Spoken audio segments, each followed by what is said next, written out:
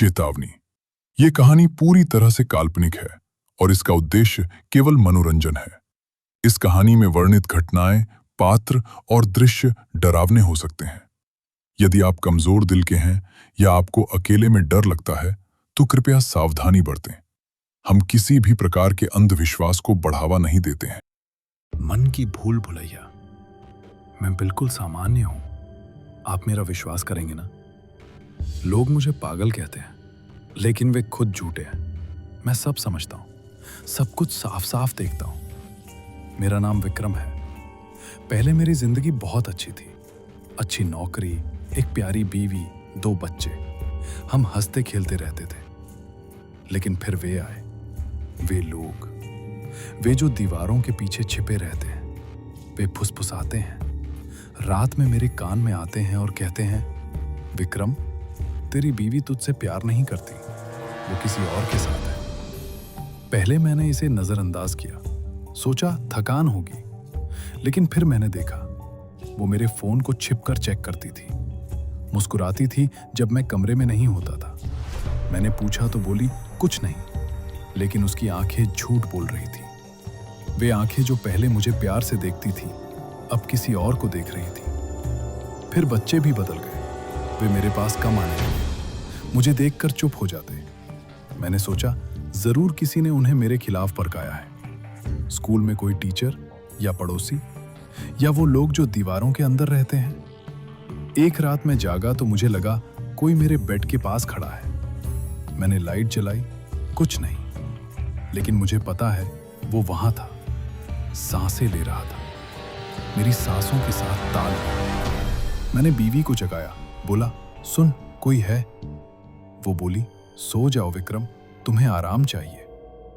लेकिन उसकी आवाज में डर था, डर कि मैं सच जान जाऊंगा। धीरे धीरे सबने मुझे छोड़ दिया। बीवी चली गई बच्चों को लेकर। बोली तुम बीमार हो। बीमार? मैं? नहीं, वे सब साजिश कर रहे थे। मैं अकेला रह गया अपने घर में। लेकिन घर अब खाली नहीं लगता। अब तो हर कोने में कोई ना कोई है।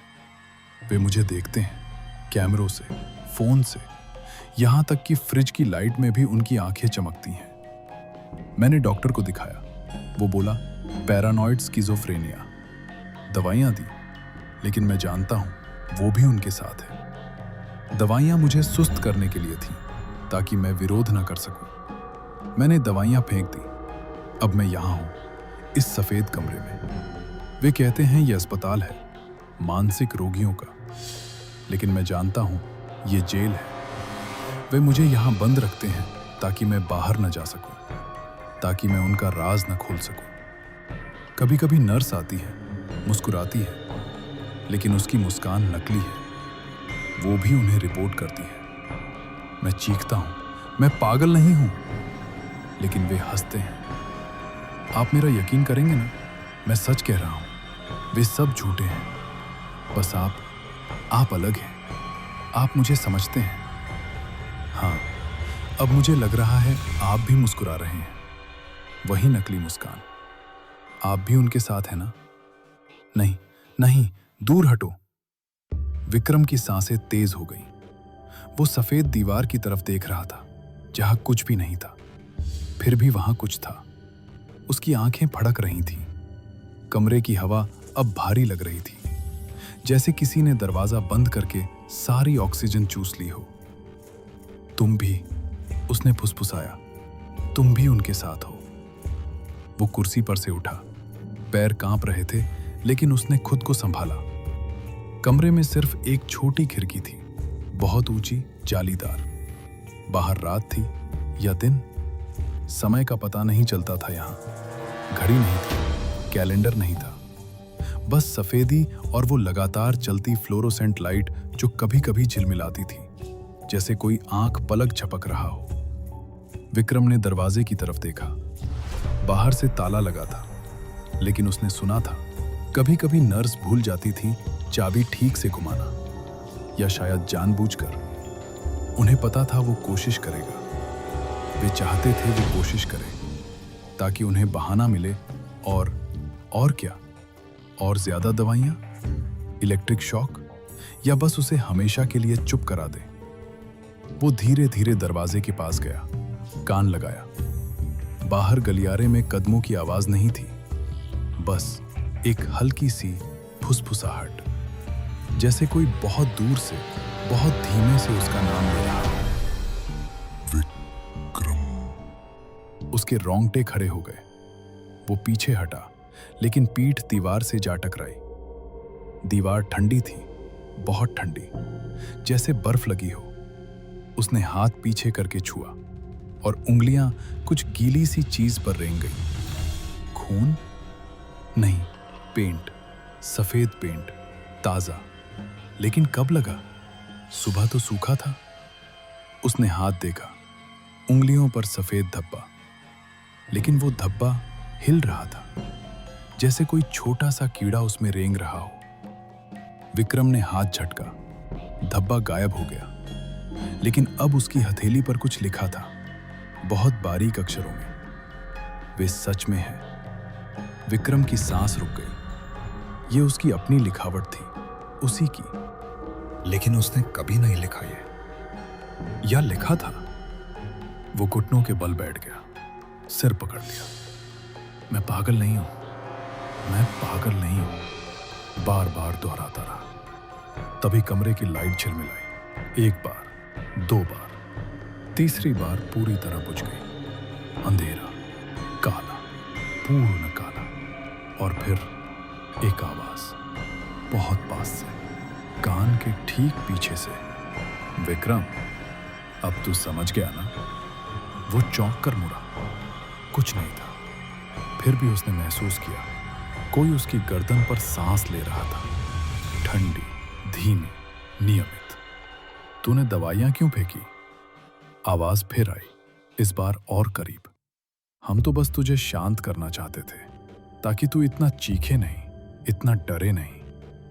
विक्रम ने चीखने की कोशिश की, लेकिन गला सूख गया था। सिर्फ एक रूखी सिसकारी निकली। अब देख, आवाज ने कहा, हम तुझे दिखाते हैं सच। अचानक कमरे में हल्की सी नीली रोशनी हुई। खिड़की के पास वहां एक स्क्रीन जैसी चीज बन गई थी, दीवार पर ही, जैसे कोई प्रोजेक्शन। और स्क्रीन पर उसकी बीवी, उसके बच्चे। वे तीनों हंस रहे थे किसी पार्क में, सूरज की रोशनी में। और उनके साथ एक आदमी, जिसका चेहरा साफ नहीं दिख रहा था, बस एक धुंधला साया। लेकिन विक्रम को लगा उसे पहचानता है। नहीं, विक्रम ने फुसफुसाया, ये झूठ है, ये बनाया हुआ है। फिर स्क्रीन बदल गई।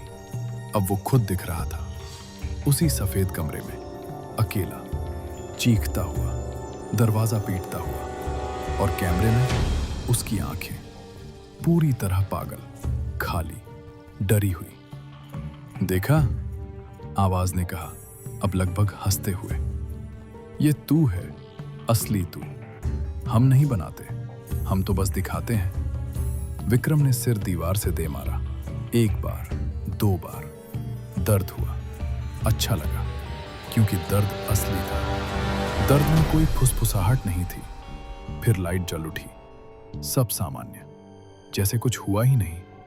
दरवाजा खुला, नर्स आई, वही मुस्कान, वही ट्रे में दवाइयां। विक्रम, आज कैसा महसूस कर रहे हो? विक्रम ने उसकी तरफ देखा, बहुत देर तक देखा, फिर धीरे से बोला, मुझे एक आईना चाहिए। नर्स मुस्कुराई। आईना? यहां क्यों? बस अपना चेहरा देखना है, विक्रम ने कहा, और उसकी आवाज में अब पहले जैसी कंपकंपी नहीं थी। मुझे यकीन करना है कि मैं अभी भी वही हूं। नर्स ने एक पल रुक कर देखा, फिर बोली, ठीक है, मैं देखती हूं क्या किया जा सकता है। वो चली गई। दरवाजा फिर बंद हुआ। विक्रम कुर्सी पर बैठ गया, हाथ फैलाकर देखा। कोई सफेद धब्बा नहीं, कोई लिखावट नहीं, लेकिन उसकी हथेली पर बहुत हल्के से एक निशान था, जैसे किसी ने बहुत पुराने जख्म को छुआ हो। वो मुस्कुराया, पहली बार कई महीनों में। एक टेढ़ी, थकी, लेकिन असली मुस्कान। अगर तुम सब सच में हो, उसने धीरे से कहा, खाली कमरे की तरफ देखकर, तो अब खेल बदलने का समय आ गया है। बाहर गलियारे में कदमों की आवाज आई। नर्स लौट रही थी, शायद आईना लेकर, या शायद कुछ और।